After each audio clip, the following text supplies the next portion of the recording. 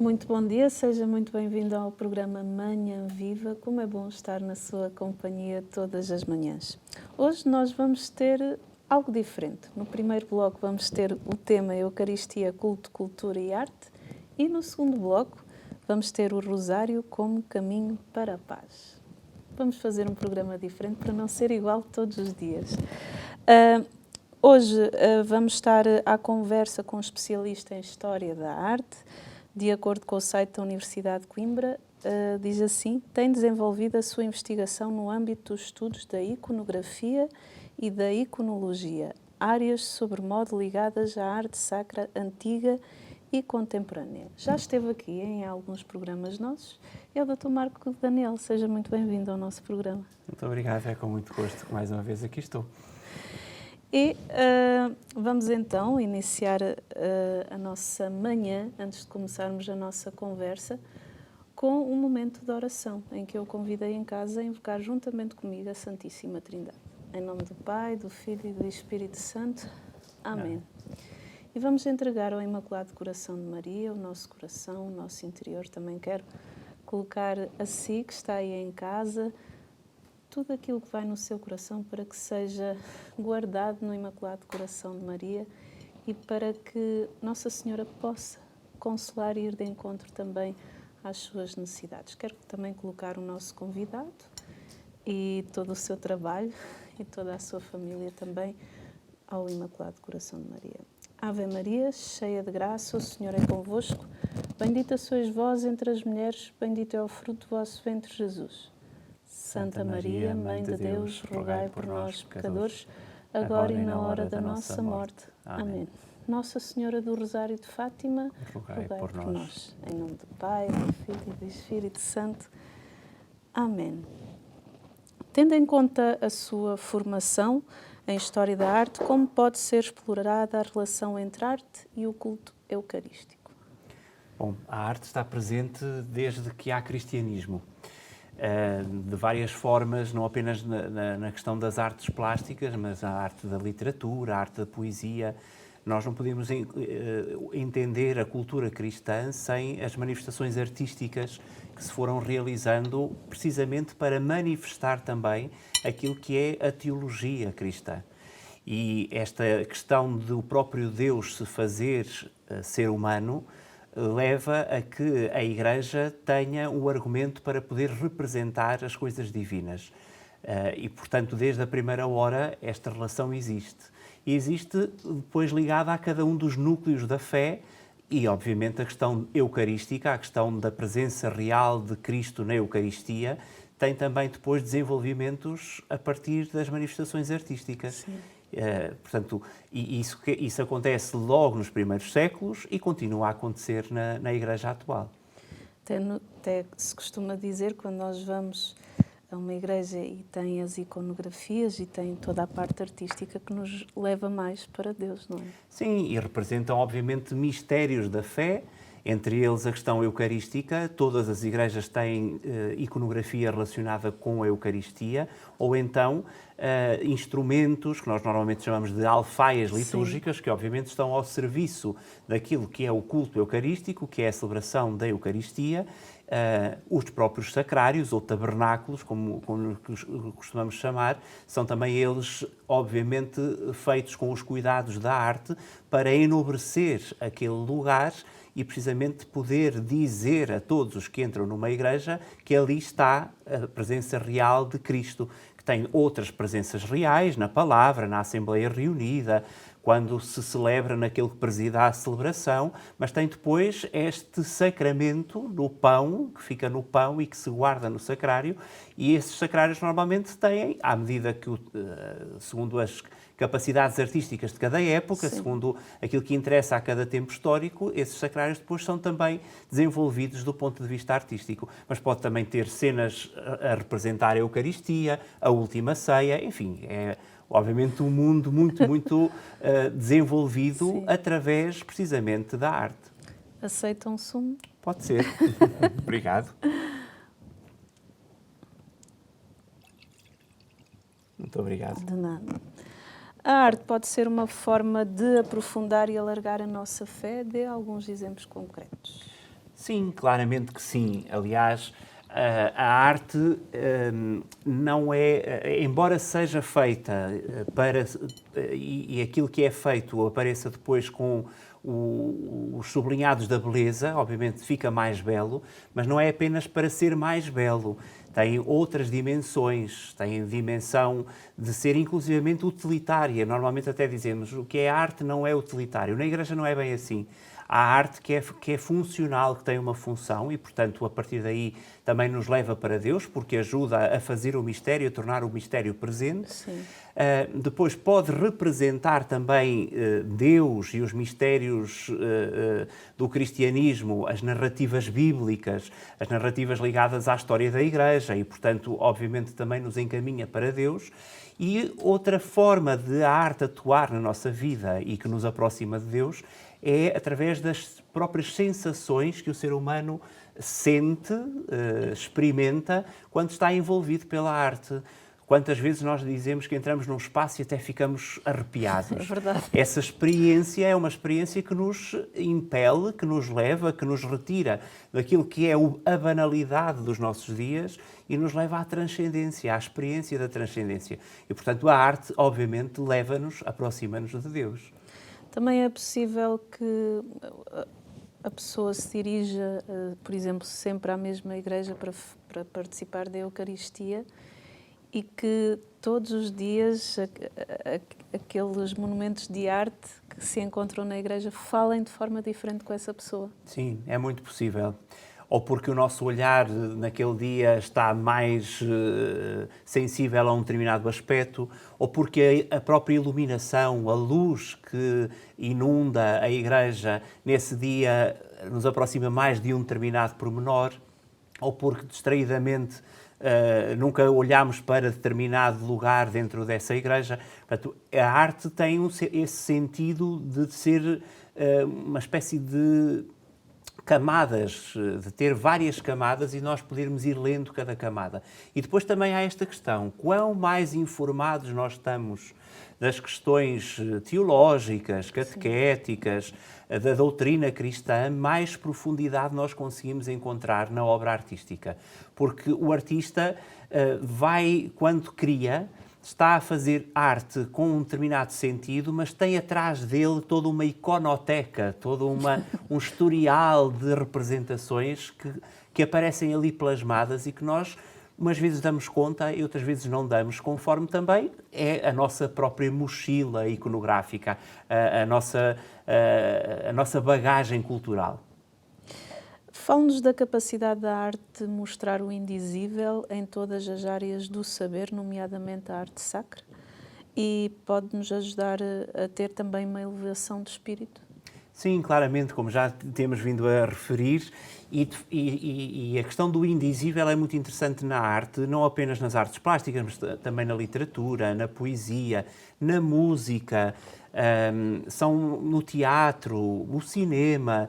Tantas vezes a palavra não chega para dizer aquilo que é necessário ser proclamado, aquilo que é necessário chegar ao outro, e é a partir da obra de arte, a partir da beleza, da procura dessa beleza, muitas vezes pode não ser uma beleza imediata, às vezes é necessário... Está escondida. Às vezes está escondida, essa procura do infinito ou do absoluto de Deus faz também a partir da obra de arte, que procura dizer aquilo que não é possível dizer com a palavra pura e simplesmente falada ou escrita de forma banal, de forma telegráfica, de forma narrativa.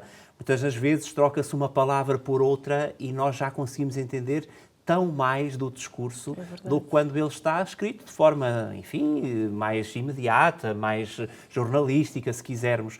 Portanto, a arte, obviamente, diz aquilo que é o indizível e aproxima-nos daquilo que é o próprio Deus. A diferença entre uma resposta na própria celebração da missa, a resposta dita, pura e simplesmente rezada, ou a resposta cantada com a altura dos sons, com os ritmos que acontecem, leva-nos, obviamente, transporta-nos para outra dimensão e dá uma outra dimensão daqueles que estão a rezar.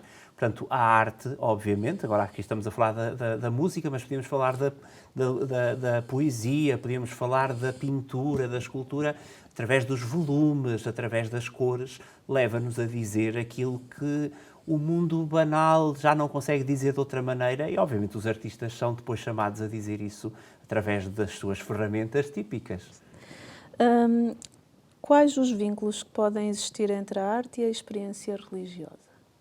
São múltiplos e passam, de facto, por, inclusivamente, a própria arte ser um lugar de oração. Isso é muito apreciável, consegue-se perceber muito claramente, por exemplo, na Igreja do Oriente. Quando olhamos para um ícone, aqueles ícones são rezados. Até a expressão típica os ícones são escritos. O que é o escrito? É aquela pintura, aquela escritura que fica ali, que é rezada e que leva a um determinado tipo de estágio do iconógrafo, daquele que está a pintar, daquele que está a escrever, na linguagem típica da arte oriental, e que manifesta a experiência religiosa do próprio autor. Claro que nem todos os autores que fazem arte sacra são religiosos. Nós também temos essa noção. E isto não acontece só agora, aconteceu ao longo de todos os tempos. E muitas das vezes até têm vidas complexas, muitas das vezes até têm vidas muito longe até da própria moral que a Igreja defende. Mas a sua capacidade de dizer o mistério é apreciada pela Igreja. Isso aconteceu ao longo de todos os séculos.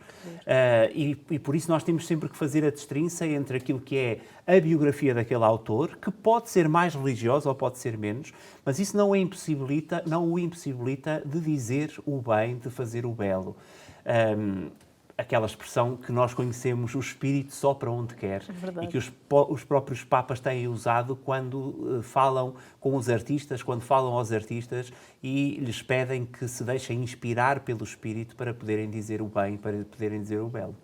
Como é que podem ser exploradas estas experiências religiosas? Pois elas têm diferentes formas de serem vividas. Pode acontecer logo na gênese da obra de arte, o autor deixar-se inspirar e ter, se quisermos até, uma epifania. Claramente, uma epifania que podemos não conseguir dizer, mas nós olhamos para a Capela Sistina de Miguel Ângelo, não sabemos se ele ia à missa todos os dias ou não ia, se rezava o terço todos os dias ou não rezava, mas claramente Deus trabalhou a partir daquelas mãos. Sim, foi inspirado. Foi inspirado e não sabemos de facto qual era a experiência religiosa do autor. Agora, sabemos que depois aquela obra que resulta daquele autor vai influenciar a vida de muitas pessoas e levá-las a ter essa experiência do belo. E essa experiência pode ser feita de várias maneiras, numa contemplação pura e simples, ou pode ser a partir até da oração. E há muitos, e sobretudo neste último final, no final do século XX, inícios do século XXI, a própria catequese e os percursos catequéticos têm querido aproximar-se das obras de arte para tentarem, a partir da arte, fazer com que os catequizandos, por exemplo, tenham uma experiência do Deus a partir do belo, chamada Via Pulchritudinis, a via da beleza, que leva a que a comunidade possa fazer essa experiência, obviamente. Mas também temos que dizer que a obra de arte por excelência é o ser humano, Sim, que é criado pelo grande Criador, que é Deus. Esta é a obra de arte por excelência e mesmo criada por Deus, às vezes aparece com umas manchas que nem sempre resplandece e faz mostrar o rosto de Deus. Mas, de facto, temos que ter esta consciência. A obra de arte tem sempre como finalidade que a sua finalidade não se esgota nela própria. E é, portanto, o ser humano que a faz, é o ser humano que, a partir dela, pode chegar até Deus. Portanto, essa experiência religiosa é múltipla, como estamos aqui a ver. O manancial destes vínculos entre a arte e a experiência religiosa deu também origem ao módulo Eucaristia, Culto, Cultura e Arte, no Centro de Cultura e Formação Cristã da Diocese de Leiria Fátima, que o Dr. Marco Daniel leciona. Fala-nos deste desafio, onde podemos pesquisar mais sobre este assunto. Pois foi um desafio que durante 15 sessões levámos a cabo, precisamente com um público muito heterogéneo. Tinha alunos de diferentes tipos de áreas do saber e que estiveram interessados em olhar para a Eucaristia através destes 3 vetores. Por um lado, o culto, portanto, perceber, e obviamente cada uma destas temáticas daria anos de curso. Portanto, foi obviamente em 15 sessões.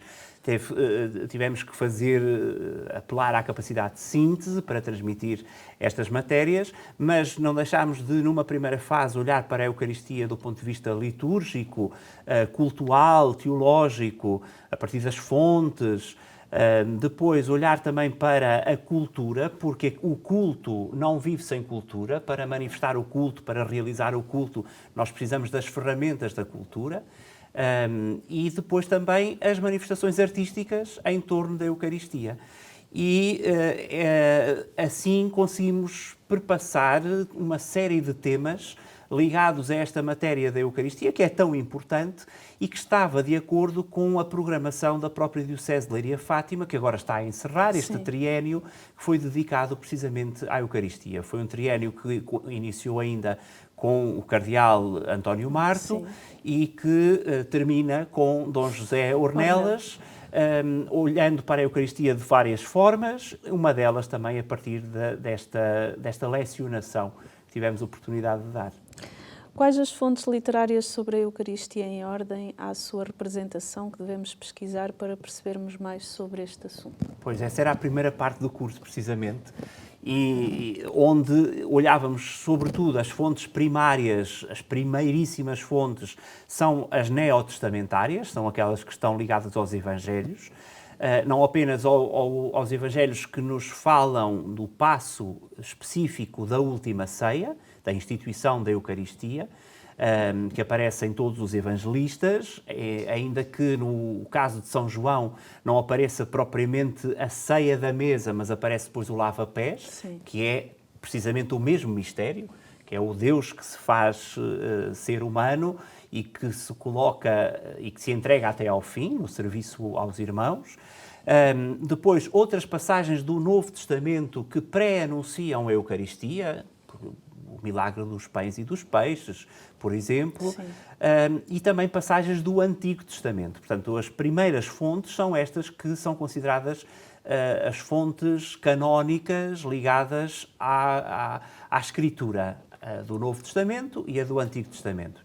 No Antigo Testamento temos várias imagens que foram usadas e que os cristãos perceberam como significadoras já da Eucaristia. A apanha do maná, por exemplo, o sacrifício de Melquisedeque, o rochedo que brota a água. Portanto, são tudo prefigurações da Eucaristia.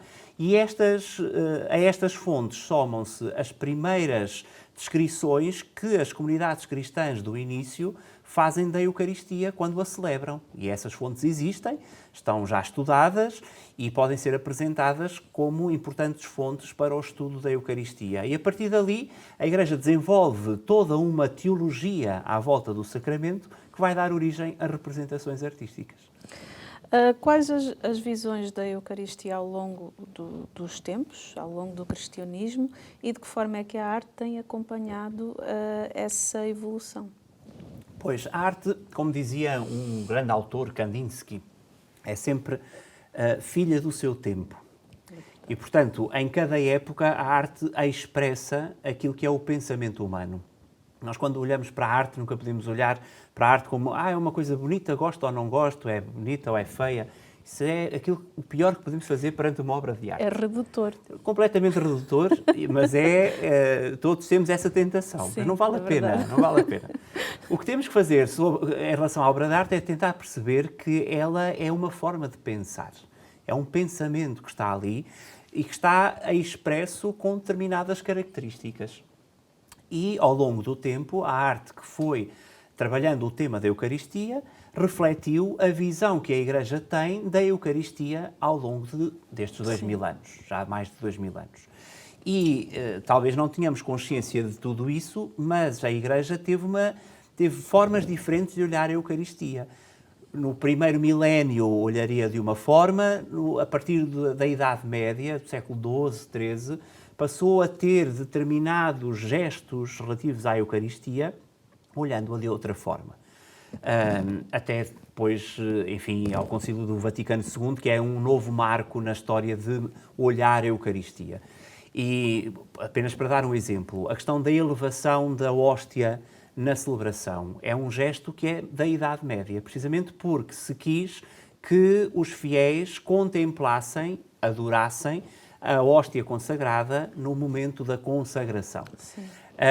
Obviamente, antes disso, nós não temos na arte esse gesto transposto para a pintura ou para a escultura. Portanto, se é um ritual que é implementado na Idade Média, é só a partir dali que o vemos transposto para as artes plásticas.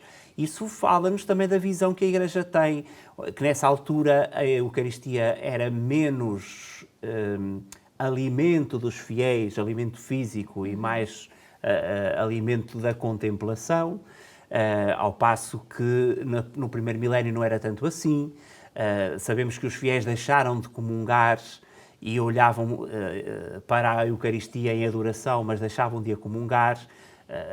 Daí vem aquela questão da desobriga, da confissão anual. Sim. E da comunhão anual pela Páscoa. E esse tipo de pensamento sobre a Eucaristia, obviamente, tem reflexos na forma de representar e de apresentar o culto eucarístico.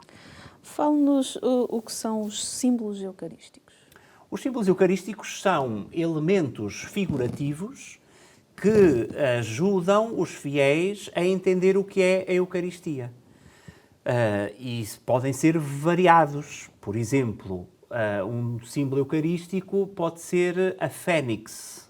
A fênix é uma ave da mitologia antiga, nem sequer é da mitologia do cristianismo. Sim. Mas os cristãos não tiveram dificuldade nenhuma em chamar esse símbolo para a gramática dos símbolos cristãos e para dizer que, a partir daquela metáfora da fênix que se faz em cinzas e torna a renascer, ela representa o Cristo que morre, é sepultado e que ressuscita e que aparece depois na Eucaristia como pão da vida.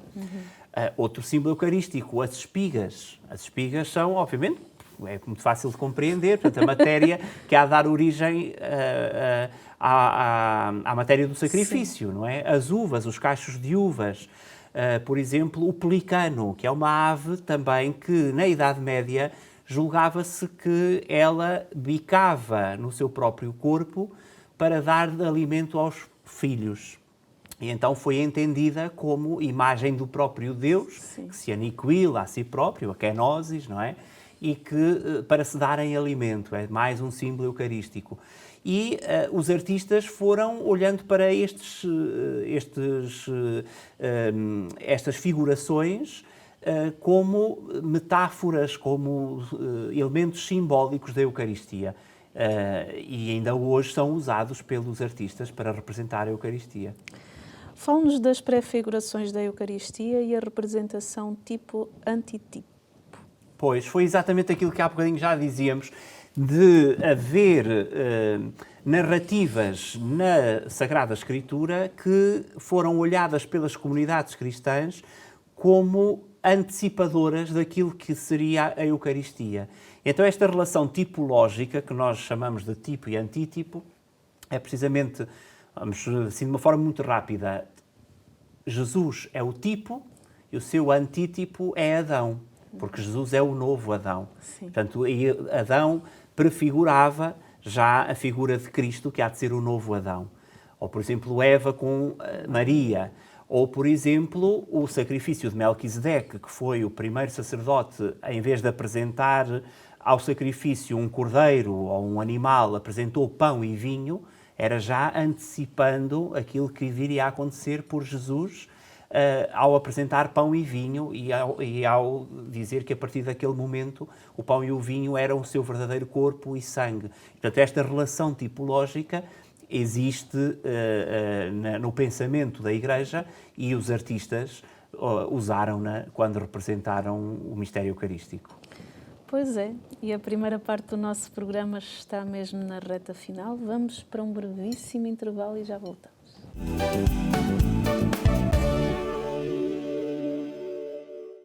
Estamos na segunda parte do nosso programa Manhã Viva. Na primeira parte falámos sobre a Eucaristia, culto, cultura e arte.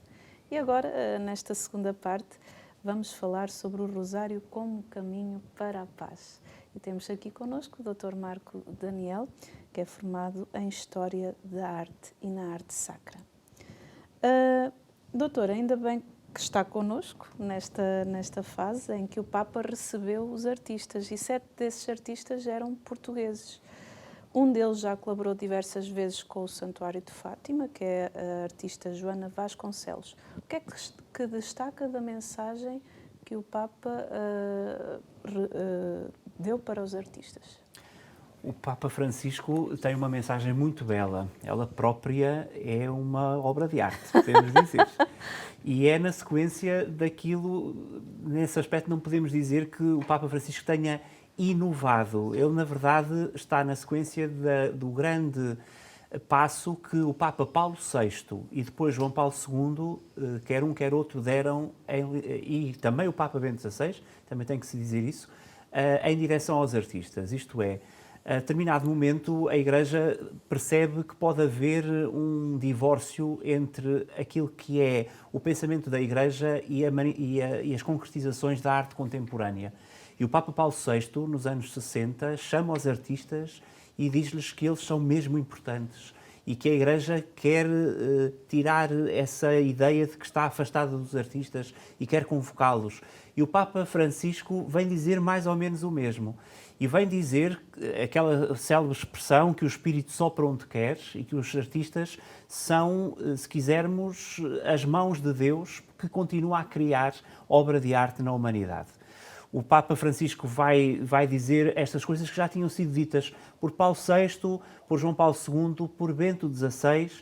O que é que acrescenta o Papa Francisco e que nós ainda não tínhamos visto nas outras mensagens que os Papas quiseram deixar aos artistas?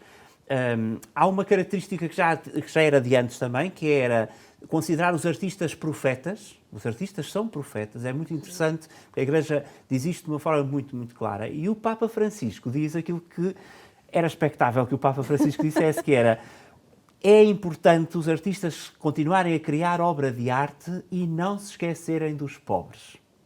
Esta tónica nos pobres é, obviamente, uma marca do pontificado do Papa Francisco. E o que é aqui curioso é que o Papa Francisco não diz: deixe-se fazer obra de arte porque temos que cuidar dos pobres. Às vezes este tipo de pensamento é um pensamento que nos pode aparecer, mas que é uma falácia. Porque, obviamente, pobres sempre os teremos, não é? Já o Evangelho o diz de uma forma muito, muito clara. Aquilo que o Papa Francisco diz não é: deixe-se de se investir em obras de arte para irmos tratar dos pobres. Não, é: levem-se as obras de arte aos pobres, que é interessantíssimo. Isto é, a vida dos pobres pode ter beleza, pode ter maior beleza, se também eles puderem olhar para coisas belas. E pede aos artistas que não deixem de ter esse papel, o que é muito, muito interessante, bonito e desafiador. Podemos dizer que o Papa Francisco também está a dizer que a arte leva esperança.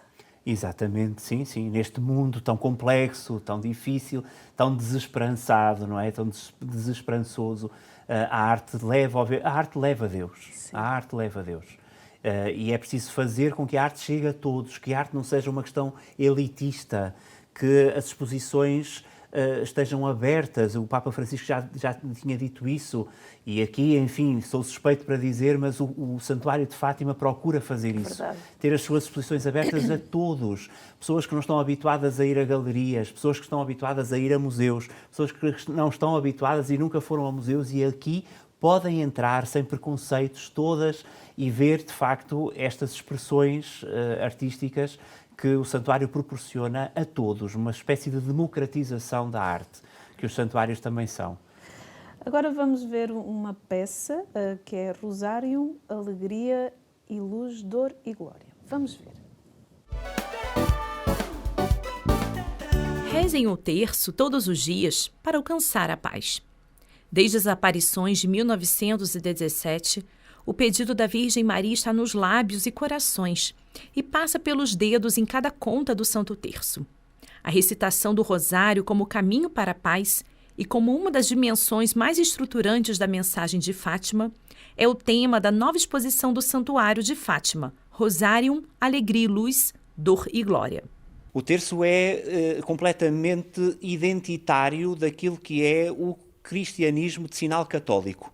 Nós temos clara noção de que há vários símbolos que identificam os fiéis e um dos símbolos mais reconhecível é precisamente este conjunto de contas que os cristãos têm consigo, os católicos têm consigo, muitas vezes no bolso, na carteira, por entre as mãos, quando passam no mundo atual, na sociedade atual. Portanto, podemos dizer que é marca identitária do catolicismo contemporâneo.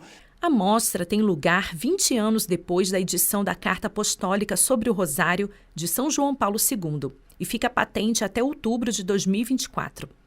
A primeira sala exibe terços que foram de personalidades e de simples fiéis. Há o terço que fora de Santa Teresa de Calcutá e um oferecido ao santuário por Padre Pio.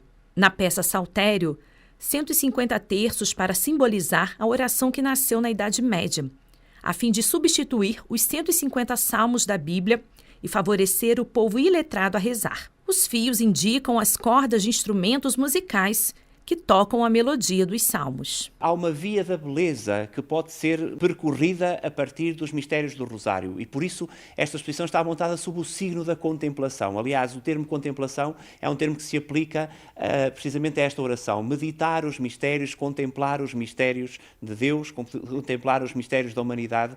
Portanto, o Rosário pode ser um caminho também de beleza. O Homem de Vitruvio, de Leonardo da Vinci, inspirado no conceito do antropocentrismo, é colocado aos pés da cruz na peça Suspensão, uma obra da artista Joana Vasconcelos.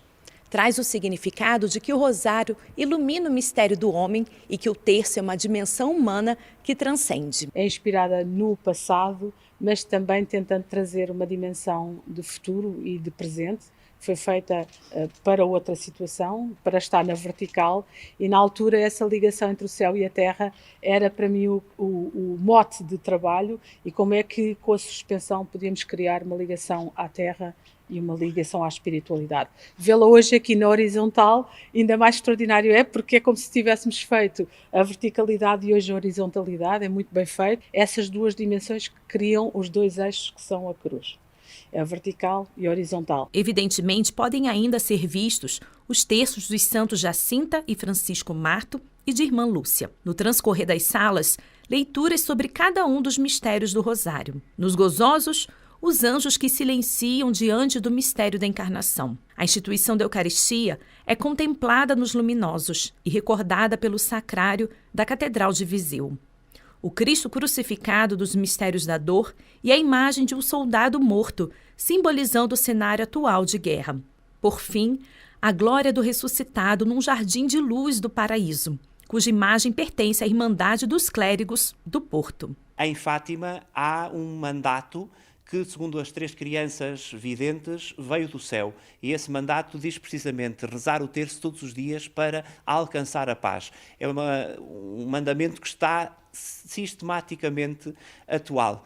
E, neste tempo, esta exposição pretende também falar disso. Pretende falar de fazer silêncio para que o sobrenatural possa acontecer, pretende falar do alimento que ainda falta na sociedade, pretende falar da dor que sentem aqueles que são injustiçados e morrem inocentes e pretende falar daqueles que sentem gloriosos momentos na sua vida. Os mistérios do Rosário são, afinal, os mistérios também da humanidade. Olhar para estes quadros que aqui são apresentados a partir das ferramentas da museologia e pudesse sair daqui mais luminoso, mais glorioso, pudesse ter meditado na dor, mas de ultrapassar as suas dores, pudesse ter meditado naquilo que falta ao mundo, mas tentar fazer depois mais para que o mundo seja um mundo melhor. Não faz sentido fazer exposições se não for para sermos mais e mais humanidade.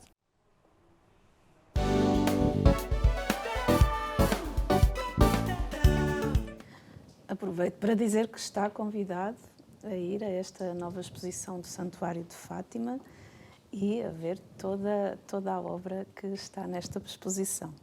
A artista Joana Vasconcelos já produziu diferentes obras de arte para diferentes exposições. Recentemente podemos também vislumbrar o terço belíssimo da sua autoria na exposição temporária que está patente. Fale-nos dessa obra e o que simboliza. Não é a primeira vez que uma exposição do Santuário tem uma peça da Joana Vasconcelos. Sim. Uma exposição já mais para trás, tínhamos aquele típico coração feito de talheres, sim, sim. Que é da Joana Vasconcelos, e esta exposição integra uma peça muito particular, muito especial, que foi feita para ser imagem clara daquilo que é a mensagem de Fátima durante aquele ano especialíssimo que foi o centenário das aparições. Sim. Portanto, no ano de 2017, foi inaugurada precisamente quando o Papa Francisco chegava ao recinto e passava pela peça, que é um terço de grandes proporções, de uma escala muito grande, que estava entronizado junto à Basílica da Santíssima Trindade. Quando o Papa Francisco passa, aquele terço acende-se. E depois, em cada dia, esse terço acendia-se precisamente quando começava às 9h30 o Rosário na Capelinha das Aparições. E o que é que esse terço significa? Significa, obviamente, a própria mensagem de Fátima. A Virgem Maria pediu algumas coisas aos pastorinhos, como sabemos, pelos relatos da Irmã Lúcia e pelos interrogatórios. A mais importante talvez tenha sido esta: rezem o terço todos os dias para alcançar a paz. E, portanto, no ano do centenário, o Santuário entendeu que deveria pôr aos olhos de toda a gente aquele terço como símbolo desse pedido da Virgem Maria, e nesta exposição nós colocamos este terço, porque precisamente esta exposição é sobre o Rosário. Sim. E, portanto, este terço tem um protagonismo grande na exposição, porque permite trabalhar a escala. Nós temos a escala dos terços pequeninos que temos na nossa mão e que estão expostos ao longo de toda a exposição, e depois temos este terço de grandes dimensões, de grande aparato, e que se chama suspensão. Talvez seja um pormenor que as pessoas não conhecem. Este terço chama-se suspensão, porque ele estava suspenso entre o céu e a terra, mas sobretudo porque ele é sinal dessa suspensão que fica quando recebemos o convite de Nossa Senhora: rezem o terço todos os dias. Para quê? Para alcançar a paz. Quer dizer que a paz fica em suspenso, porque falta uma parte. Sim. E essa parte é aquela que corresponde à humanidade, a cada ser humano. Rezar o terço para alcançar a paz. Este terço tem uma profundidade de análise, obviamente, muito, muito grande, que passa também por esta ideia de que a receita está dada, basta que agora com essa receita nós trabalhemos. A Nossa Senhora deu-nos a receita, o ser humano tem que fazer a sua parte, mas também lembro-me perfeitamente do terço em suspense, é inesquecível. Também esse tocar o céu e a terra pode dizer que o terço nos liga ao céu e liga o céu à terra? Claro, claramente. É sempre uma oração de intercessão, a oração do terço.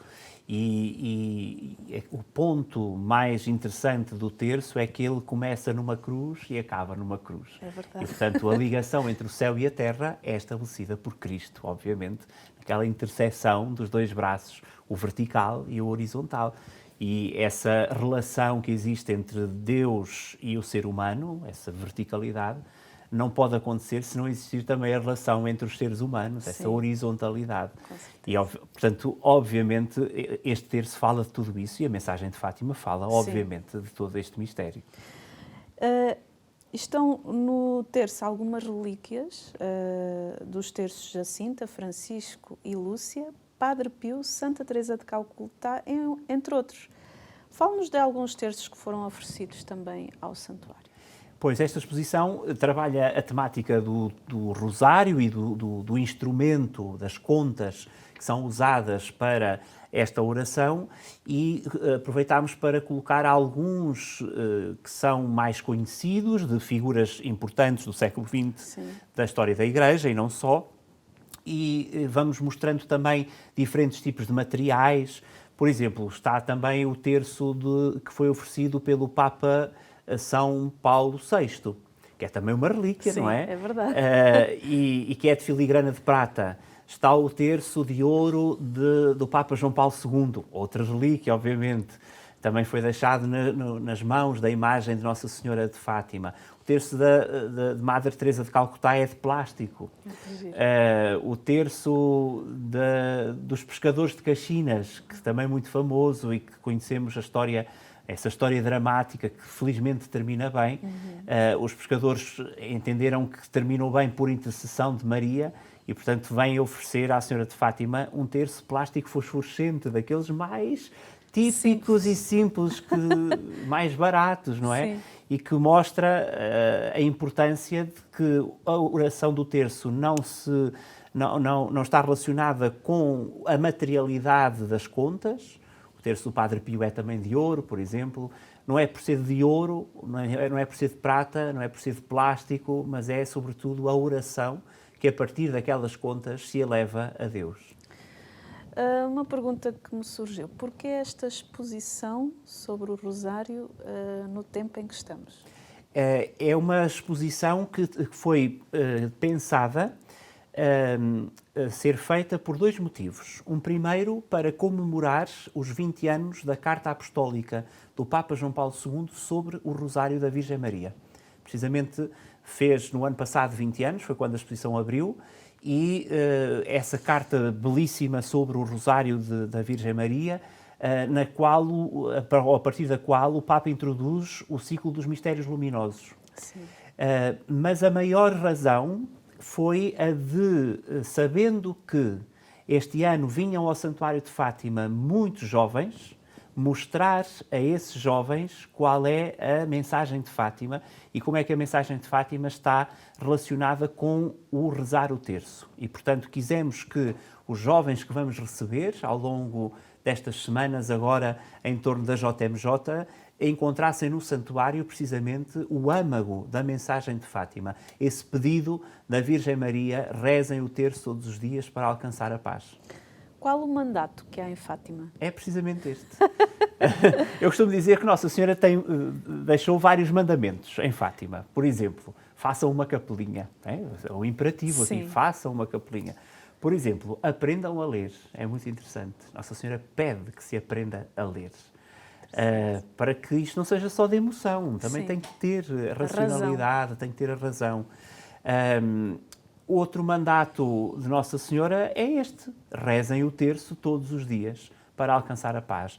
E é talvez o grande mandamento daquele lugar, do lugar de Fátima. Claro que o rezar o terço tem implicações que não é apenas passar as contas, como fazia Francisco e Jacinta antes das aparições, não é? Ave Maria, Santa Ave Maria, Ave Maria.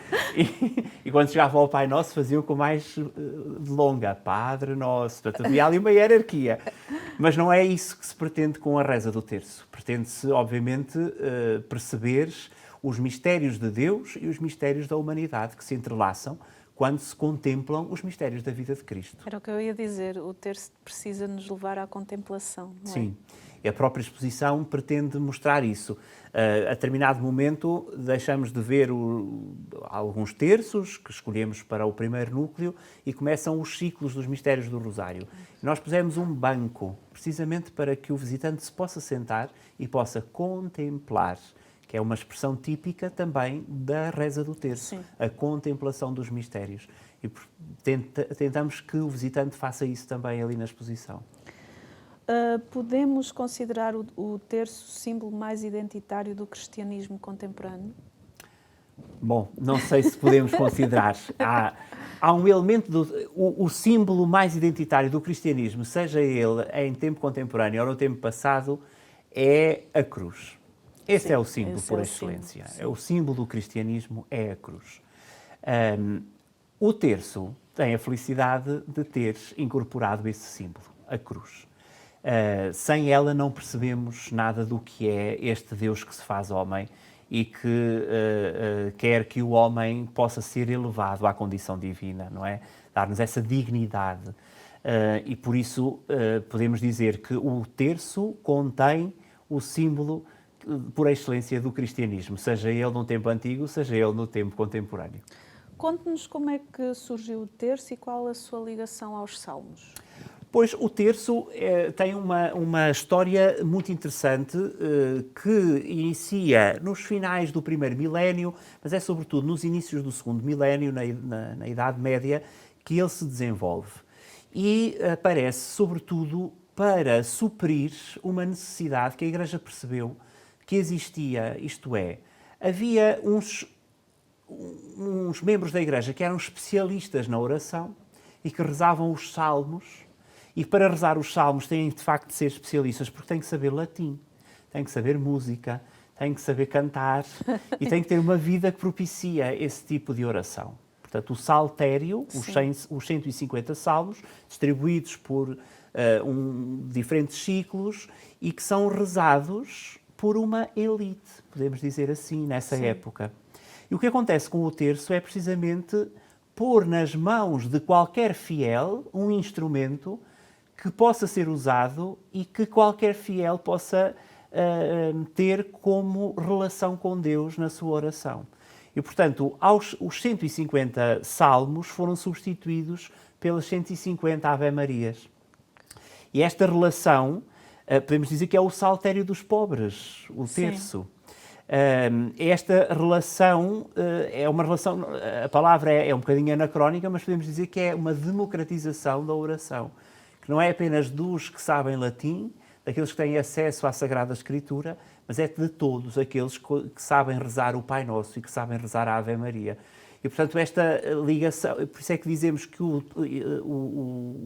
rosário é o saltério dos pobres, é por isso que na exposição há uma peça que se chama Saltério, e que é feita por 150 terços oferecidos pelos peregrinos a Nossa Senhora de Fátima, aqui peregrinos anónimos. Sim. Chamámos uma autora, Ana Bonifácio, para trabalhar aqueles terços como matéria plástica e os dispor numa instalação. E ela fez uma espécie de harpa, de saltério, se quisermos, com fios de luz.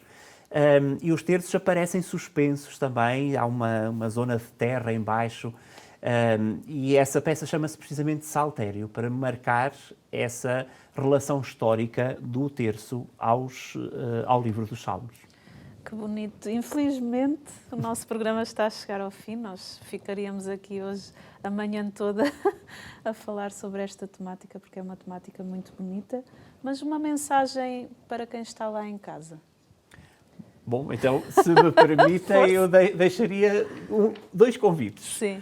Um deles é que se visite esta exposição. Quem não visitou ainda, é de facto um lugar onde podemos, a partir da Via da Beleza, aproximar-nos desta temática da oração do Rosário, como caminho para a paz. O outro convite é que se visite outra exposição que está no Museu de Leiria. Esta está no Santuário de Fátima. No piso inferior da Basílica da Santíssima Trindade. A outra está no Museu de Leiria e é precisamente sobre o culto eucarístico. E é uma exposição que se chama Corpus e que tem três temáticas: ritualidade, forma e presença. E é também uma exposição que leva à contemplação do mistério da Eucaristia. Deixo este repto. Muito obrigada pela sua presença no nosso programa. E a si que está aí em casa, o nosso bem-aja, é graças a si que nós podemos ter programas tão bons como este. E deixo-lhe o desafio, visite estas duas exposições e contemple. Eu acho que é importante porque as exposições também nos levam a isso, a exercitar a nossa contemplação e a aproximar-nos de Deus. Até ao próximo programa, se Deus quiser.